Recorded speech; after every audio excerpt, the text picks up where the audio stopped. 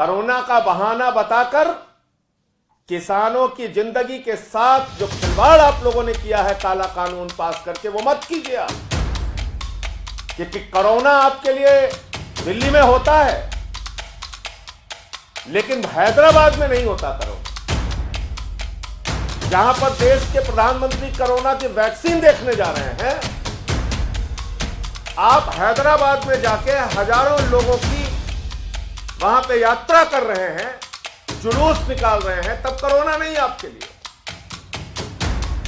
और कैसे कोई देश का गृह मंत्री ऐसे समय में, जब देश की राजधानी के इर्द गिर्द, देश की राजधानी की सीमा पर लाखों किसान इकट्ठा होकर आंदोलन करे, सरकार से गुहार लगाए, उनकी पीड़ा को सुने बगैर, उनकी समस्याओं को नजरअंदाज करके, उनको लाठियों से कुचलकर कैसे कोई गृह मंत्री निगम के चुनाव प्रचार में हैदराबाद की सैर करने जा सकता है।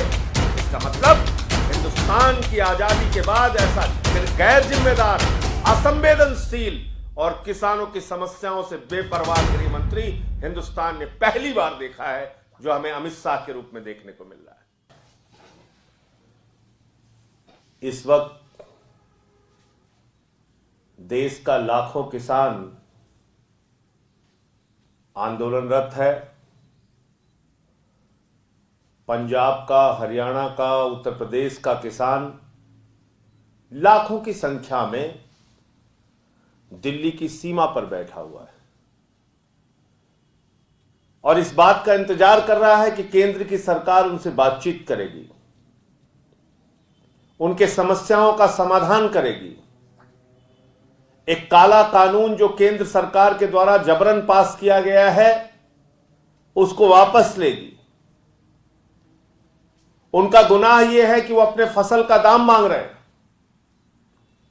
उनका गुनाह यह है कि वो अपने फसल का 1.5 गुना दाम मांग रहे हैं, उनका गुनाह यह है कि वो स्वामीनाथन आयोग की रिपोर्ट चाहते हैं कि लागू हो। और उनके साथ व्यवहार क्या कर रही है भाजपा की सरकार? भारतीय जनता पार्टी की सरकार उनके साथ आतंकवादियों जैसा व्यवहार कर रही है। उनको लाठियों से पीटा जा रहा है, उनके ऊपर आंसू गैस के गोले छोड़े जा रहे हैं, इस ठंड में उन पे पानी की बौछारें की जा रही हैं।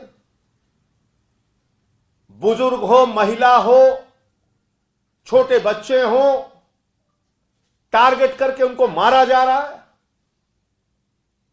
और उस किसान को आतंकवादी कहा जा रहा है जो किसान आंदोलन पर बैठा है और उसका बेटा सुखबीर सिंह देश की सीमा पर भारत माता के लिए शहीद हो जाता है। शहीद सुखबीर सिंह के पिता को, जो एक किसान है, जो इस आंदोलन में शामिल हैं, भारतीय जनता पार्टी आतंकवादी कहती है। शहीद आजम भगत सिंह के वंशजों को भारतीय जनता पार्टी आतंकवादी कहती है। शहीद उधम सिंह की वंशजों को भारतीय जनता पार्टी आतंकवादी कहती है। हिंदुस्तान की आजादी में मर मिटने वाले पंजाब के सिखों को अपमानित किया जा रहा है, आतंकवादी कह के उनके किसान आंदोलन को अपमानित किया जा रहा है। उनकी भावनाओं को लगातार अपने पैर से कुचलने का काम भारतीय जनता पार्टी कर रही है। और इतनी दुश्वारियां झेलने के बाद उनसे ऐसा व्यवहार किया गया कि जैसे वो दुश्मन देश के नागरिक हों, रास्ते कटवा दिए गए। इतनी दुश्वारियां झेलने के बाद जब वो लोग दिल्ली की सीमा पर पहुंच गए तो कल हमारे देश के गृह मंत्री अमित शाह जी प्रकट हुए। और प्रकट हुए मैं इसलिए कह रहा हूं कि ये लोग गहरी नींद में सो रहे थे, कुंभकर्ण की नींद में सो रहे थे, आंख पर पट्टी बांध के धृतराष्ट्र बने हुए थे। इनको किसानों की पीड़ा दिखाई नहीं दे रही थी। कल वो प्रकट हुए, उन्होंने कहा आप बुराड़ी ग्राउंड में पहले आइए, तब हम आपसे बात करेंगे। इतनी असंवेदनशीलता, इतनी शर्तें, इतनी तानाशाही, इतना अहंकार। जब इन किसान भाइयों का वोट लेने के लिए होता है तो इनके सामने जाके आप नाक रगड़ते हो। और गृह मंत्री जी अब जब वो आंदोलन कर रहे हैं अपनी मांगों के लिए तो आप पहले शर्त लगा रहे हो बुराड़ी आओ तब बात करेंगे। लेकिन किसान जहां पर आंदोलन करना चाहते हैं गृह मंत्री अमित शाह जी, आपको उनको आंदोलन करने की जगह वहां देनी चाहिए। और ये कोरोना का बहाना मत बताइए आप।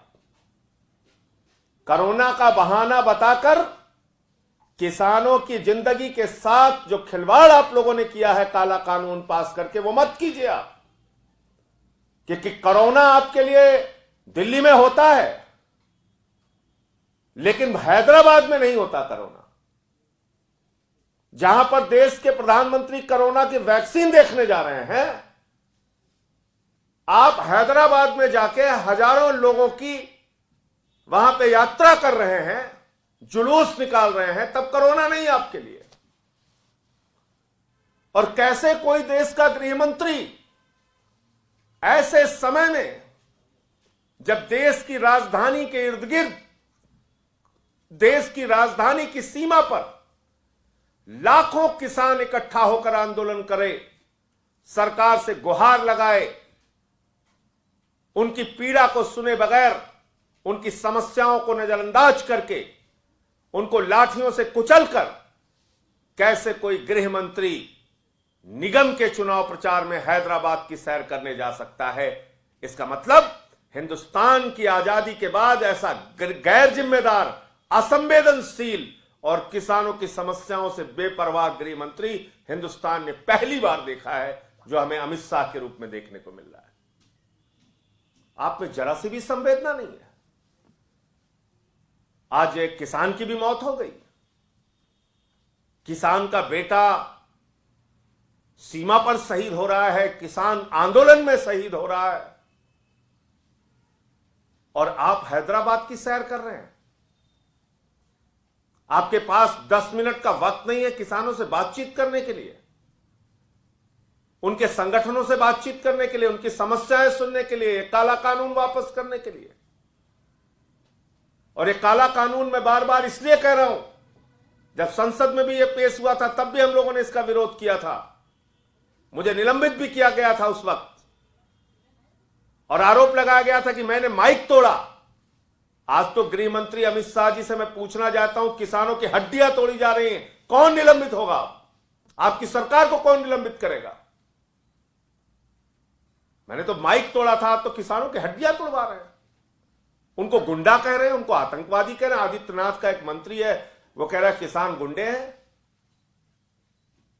आप कल्पना कर सकते हैं कैसे हैं ये लोग जो अपने देश के अन्नदाता को आतंकवादी कहते हैं, जो अपने देश के अन्नदाता को गुंडा कहते हैं, जो शहीद आजम भगत सिंह और शहीद उधम सिंह के वंशजों को आतंकवादी कह के संबोधित करते हैं, उन लोगों को आतंकवादी कहते हैं जिनका बेटा देश की सीमा पर भारत माता की रक्षा करने के लिए शहीद हो रहा है। और इन सब चीजों से बेपरवाह होकर देश के गृह मंत्री अमित शाह हैदराबाद में निगम का चुनाव इतना महत्वपूर्ण है इनके लिए? किसान की पीड़ा महत्वपूर्ण नहीं, किसान के मुद्दे महत्वपूर्ण नहीं, किसान की समस्याएं महत्वपूर्ण नहीं? तो अमित शाह को अपने सारे कार्यक्रम रद्द करके पहले किसानों की समस्या का समाधान करना चाहिए। इसके बाद आपकी ये नौटंकी जो आपने कल आके किया कि आप यहां आइए, हम किसी भी समय बात करने के लिए तैयार हैं, ये सब नाटक से काम नहीं चलेगा। किसान को उसके मुद्दे का समाधान चाहिए। और आज जिस तरीके से प्रधानमंत्री जी ने वक्तव्य दिया और उन्होंने इस बिल की तारीफें की हैं, उससे स्पष्ट है कि भारत सरकार की मंशा, मोदी सरकार की मंशा, गृह मंत्री की मंशा, अमित शाह की मंशा किसानों के समस्याओं का समाधान करने की नहीं है, उनके साथ खिलवाड़ करने की है, उनकी भावनाओं के साथ खिलवाड़ करने की है, उनको लाठियों से पिटवाने और आंसू गैस के गोले उनके ऊपर बरसाने से है। मुझे इतनी बात कहनी थी।